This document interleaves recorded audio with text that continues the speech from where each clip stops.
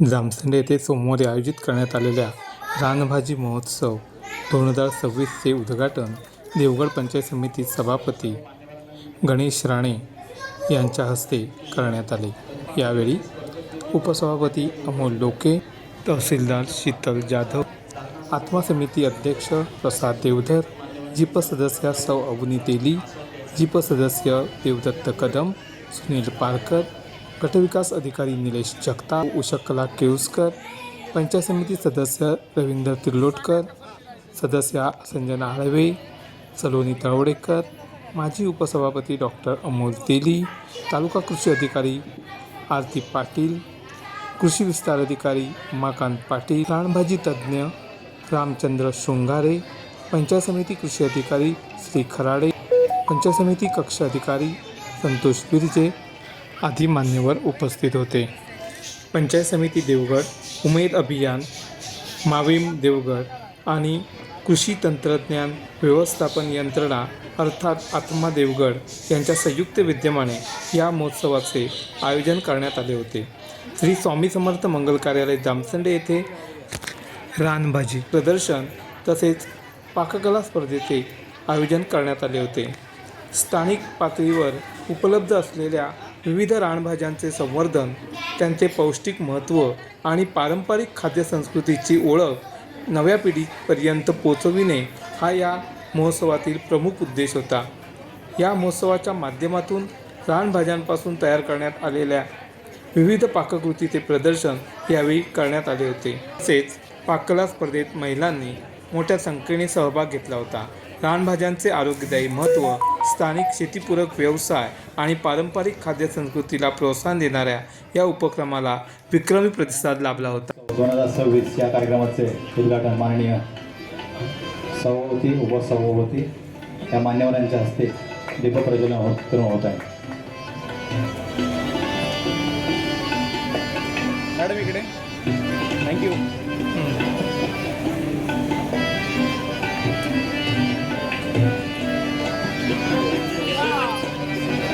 खराडे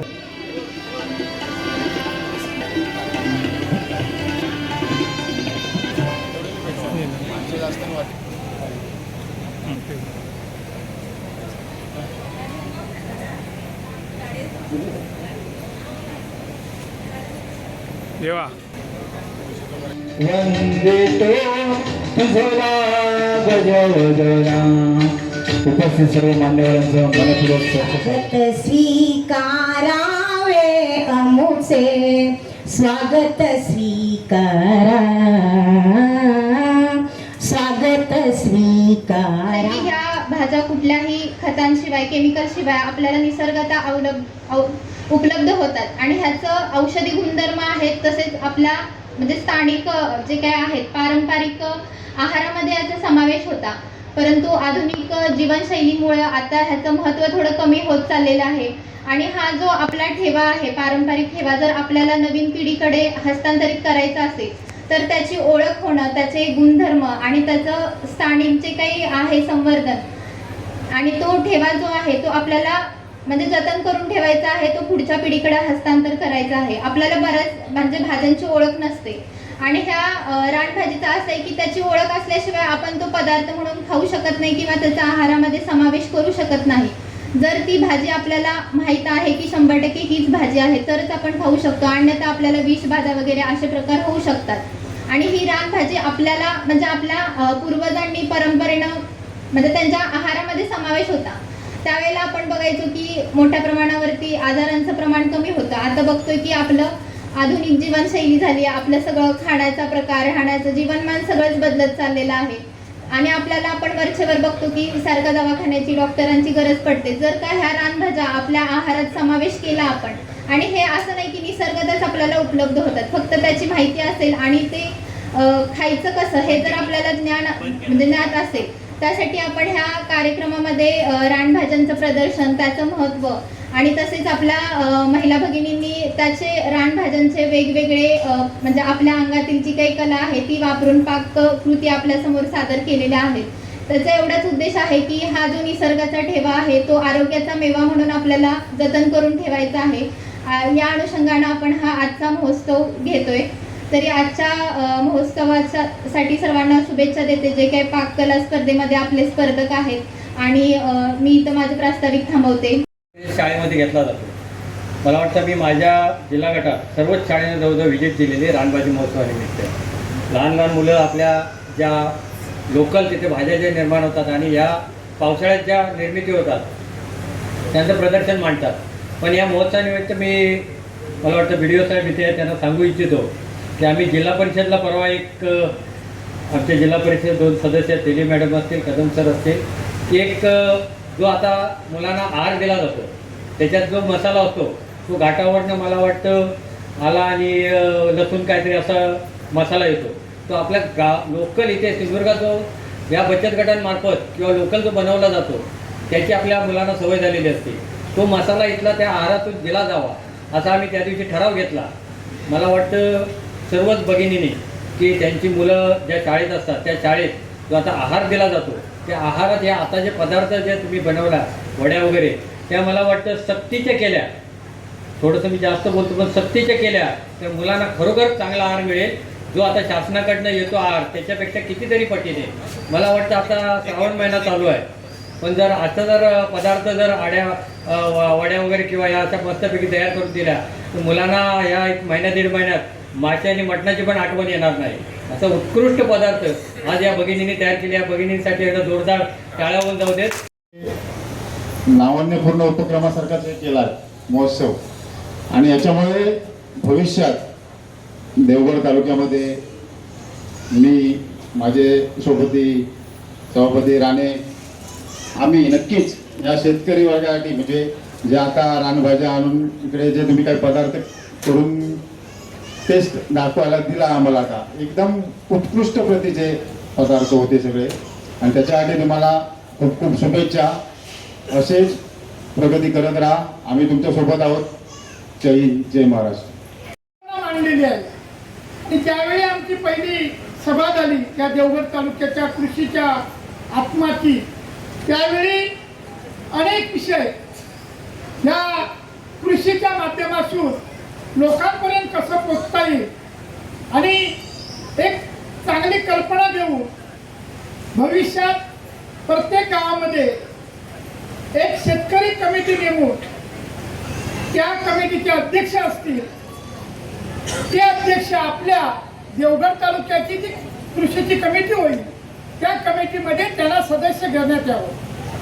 हा महत्त्वाचा विषय असा आहे की ज्यावेळी आपण ज्या कृषीच्या माध्यमातून आत्माच्या माध्यमातून आपण ज्यावेळी शेतकऱ्यांच्या फायद्यासाठी आपण जे उपक्रम राबवतो ते उपक्रम आपल्या प्रत्येक गावात तळागाळापर्यंत आपल्या जनतेपर्यंत पोचायला पाहिजे. हा महत्त्वाचा विषय आहे.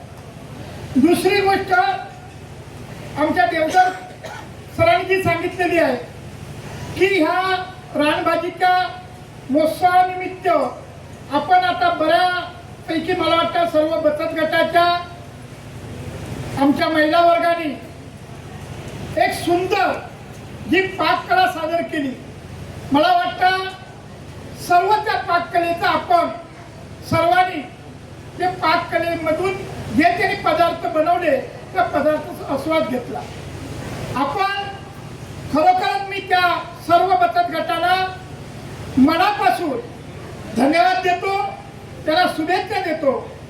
कारण त्यांनी एवढं सुंदर आपले पदार्थ बनवून आणले की मला वाटतं आम्ही ठराविक ज्या भाज्या बघितलेल्या असतात पण ह्या कृषीच्या माध्यमातून आज जो इथे आपण रानभाज्याचं महोत्सव उभारण्यात आला आणि त्या महोत्सवामध्ये अनेक मला वाटतं 30, 35, 40 भाज्या आपण ह्या ठिकाणी तुम्ही एक महिला बचत गटाच्या माध्यमातून सुंदरसं असं एक पाककलेचं आज आयोजन केलं. मला तुम्हाला सांगायला आनंद वाटतोय की या देवगड पंचायत समितीच्या माध्यमातून एक तुम्हाला कुठेतरी जे तुमचे पदार्थ बनवले जातात या भाज्यांपासून त्याची विक्री होण्यासाठी, त्याला एक चालना देण्यासाठी आपण या देवगड पंचायत समितीमध्ये जी आमची स्वतःची जिल्हा परिषदच्या मालकीची जागा आहे, अर्बन बँकच्या समोर आमचे गाले आहे आणि त्या गाल्याच्या समोर जागाही आहे. आपण एक चांगलं सुंदरसं नियोजन करतो आहे आणि त्या ठिकाणी या संपूर्ण आमच्या देवगड तालुक्यातील महिला बचत गट असू दे, या देवगडच्या जनतेला जे आपल्या शेतामध्ये जे काय भाजी असू दे, वेगवेगळे जे काय आपण उत्पादन घेतो त्याची विक्री होण्यासाठी आपण एक जागा पण उपलब्ध करून देतो आहे. उद्याची आमची जी मासिक सभा आहे, त्या मासिक सभेमध्ये हा ठराव करू आपल्याला एक कायमस्वरूपी जो आठवड्याचा बाजार आपला आहे शुक्रवार, आणि त्या शुक्रवारच्या बाजाराला आपल्याला कायमस्वरूपी जे आपल्या ह्या देवगड तालुक्यामध्ये बचत गट असू दे, इतरही महिला असू दे, ग्रामस्थ असू दे, ज्यांना आपल्याला आपल्या शेतामधलं जे काय उत्पादन आहे आणि जे काय आपली फळं असतील किंवा भाज्या असतील त्या विक्री करण्यासाठी आम्ही पंचायत समिती देवगडच्या माध्यमातून आपल्याला जागा उपलब्ध करून देणार आहोत. आपले जेवढे जास्तीत जास्त त्या भाज्याचं असू दे किंवा जे पदार्थ असू दे ते आपल्या विक्रीसाठी तुम्हाला उपलब्ध करण्यासाठी आम्ही जागा 100% उद्याच्या मीटिंगमध्ये ठराव करून आपल्याला भविष्यात त्या जागेमध्ये तुम्हाला विक्री करता येईल. तुम्हाला एक दुसरं सांगायचं बनवला आणि जे आमचे सुनीलजी पारकर जिल्हा परिषद सदस्य यांनी ती सूचना केली आणि जिल्हा परिषद सर्वसाधारण सभेमध्ये आम्ही जो विषय केलेला आहे त्या विषयाला या जिल्ह्याचे सन्माननीय पालकमंत्री नामदार नितेशजी राणे साहेब यांच्याजवळ हा जो विषय आहे की आपण जो पोषण आहार देतो आहे आणि तो पोषण आहारच्या माध्यमातून आपल्या जिल्ह्यामध्ये जे मला वाटतं जो म्हणजे त्या पोषण आहारमध्ये जो मसाला दिला जातो आहे तो मसाल्याचा उपयोग आपल्या मुलांना उपयोग होऊ शकत नाही आहे, कारण अनेक वेळा मुलांच्या बाबतीत तो त्याला त्रासदायक होतो आहे. म्हणून आपण या जिल्ह्याचे सन्माननीय आमचे लाडके पालकमंत्री नितेशजी राणे साहेब यांच्या समोर हा विषय ठेवून राज्यामध्ये हा विषय संपूर्ण महाराष्ट्रामध्ये प्रत्येक जिल्ह्यामध्ये जो बचत गटाच्या माध्यमातून किंवा आपल्या सर्व जी जनता आहे हे विषय आपले पदार्थ बनवतात, जो मसाला आपला गावठी किंवा कोकणी मसाला आहे हा बनवून आपल्या शाळेमध्ये, आणि मला वाटतं हे जे आपले पदार्थ आहेत हे पदार्थ मुलांना पौष्टिक आहे, हे पदार्थ आपल्या मुलांना जर आपण देऊ शकलो तर खऱ्या अर्थाने या जिल्ह्यामध्ये या मुलांच्या बाबतीत जी थोडी कमतरता आहे ती भरून येईल आणि आपलं या रानभाज्यांपासून जे आपण पदार्थ बनवतो तेच पदार्थ ह्या मुलांना पौष्टिक म्हणून आपण देऊ शकलो. तसंच जो काही मसाल्याचा विषय आहे हाही साहेबांच्या कानावर घालून हा पूर्णपणे महाराष्ट्रात पूर्ण राबवता कसा येईल हा सन्माननीय जिल्ह्याचे पालकमंत्र्यांच्या माध्यमातून आपण हा विषय पूर्ण करायला साहेबांना लावू आणि मुलांच्या बाबतीत एक चांगलं ध्येय धोरण आपण ह्या जिल्ह्यामध्ये राबवू. या ठिकाणी बराच वेळ झालेला आहे. मी पुन्हा एकदा ह्या संपूर्ण बचत गटाच्या ज्या महिला वर्ग इथे आलेले आहेत त्यांना पुन्हा एकदा धन्यवाद देतो. आपण सुंदर एक पाककलेचं सादर केलेलं आहे. या ठिकाणी भाजीही तुम्ही सुंदर मला वाटतं सर्व प्रकारचे इथे भाज्या उपलब्ध केलेल्या आहेत. असंच आपण भविष्यात या देवगड तालुक्याचं नाव उंच होईल असं आपण प्रयत्न करावे. या ठिकाणी या रानभाजी महोत्सवाच्या निमित्त आपल्याला पुन्हा एकदा सर्वांना शुभेच्छा देतो आणि इथे थांबतो. जय हिंद. जर काटा लागला, माशाचा काटा अडकला तर काट्यावरती ह्याचा फक्त रस पिला तो काटा दुसऱ्या दिवशी पूर्णतः नष्ट होतो. एवढी ह्या भाजीची ताकद आहे आणि भाजी चविष्ट लागते. नेक्स्ट, भारंगी. ताप दमा विकार नष्ट करण्यासाठी या भाजीचा उपयोग केला जातो. आपल्या निमोनिया आजारामध्ये जर खोकला असेल तर त्याच्या पानाची भाजी जर त्याला 2 दिवस पेशंटला घातली तर त्याचा खोकला थांबतो. हे बऱ्याच जणांना माहिती नाहीये.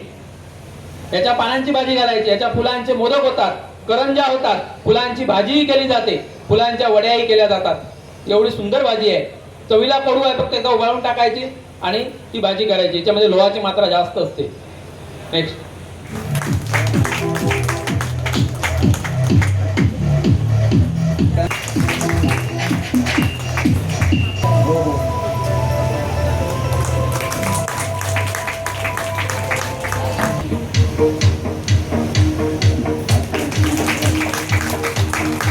चे मानकरी आहे भरलेली कळतोली प्राची प्रशांत महाजन मुनगे.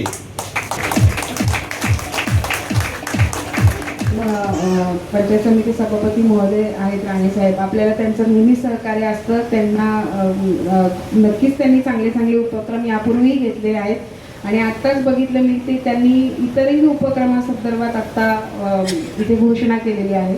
तर असेच चांगले चांगले कार्यक्रम, चांगले चांगले उपक्रम नक्कीच तालुक्यात व्हावेत आणि त्याच्यात आम्हीही सहभागी होऊ साहेब, नक्कीच. फक्त मला एवढंच सांगायचं आहे की इथे ज्या बसलेल्या सगळ्या महिला भगिनी आहेत त्यांनी नक्कीच सुंदर पक्वान्न तयार केलेले आहेत आणि त्याचा आस्वाद तर मी घेणारच आहे, कारण की त्याच्यासाठी म्हणून आवर्जून मी आज उपस्थित इथे राहिलेले आहे.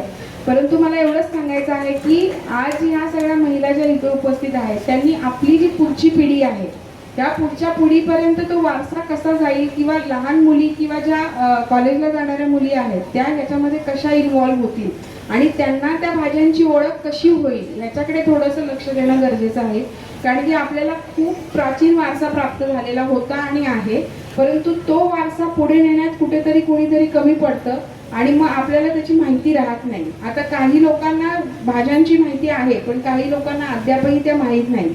रस्त्यावर आपल्याला जाता येताना दिसतात पण आपण कधीही त्यांच्याकडे कुतूहलाने बघत नाही किंवा त्याची माहिती घेत नाही. तर मला फक्त एवढंच सांगते की पुढच्या पिढीला हे वारसा कसा जास्तीत जास्त देता येईल त्याच्यासाठी आपल्या नातीपासून सुरुवात करा, जेणेकरून ज्या नातीला जर आत्ता त्या गोष्टी कळल्या तर ती 40 वर्षानंतर ती वारसा पुढे नेणारी आहे. त्यामुळे मुलीला तर सांगाच पण नातीलाही त्या गोष्टी आणि त्या भाज्या कळतील अशी शिकवण सगळ्यांनी द्यावी, एवढीच मी इच्छा बाळगते. आणि मला पण काही अजून भाज्या माहीत नाहीत तर त्याची ओळख मला तुम्ही करून दिलीत तर जास्त मला आनंद होईल. आणि तुम्हा सगळ्यांना खूप खूप शुभेच्छा आणि मी मला इथे आमंत्रित केल्याबद्दल आयोजकांचे पण खूप खूप आभार मानते.